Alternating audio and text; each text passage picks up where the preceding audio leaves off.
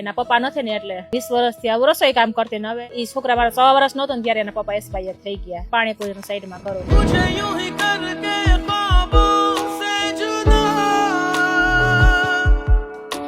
7 મહિનાથી આ વેચું છું પાણીપુરી. ઘરાકી હારી, સપોર્ટ સારો છે મને. મારા છોકરાને મોટા કરવા સારું કે એના પપ્પા નથી ને એટલે સારું કરું છું.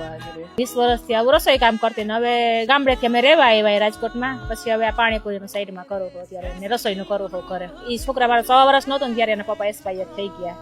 મોટો 2.5 વર્ષનો હતો મારો ને છોકરાને ભણાવવા સારું. એક તો ભણી લીધું છે ને બીજો નાના CA કરે ને સારું કામ કરું.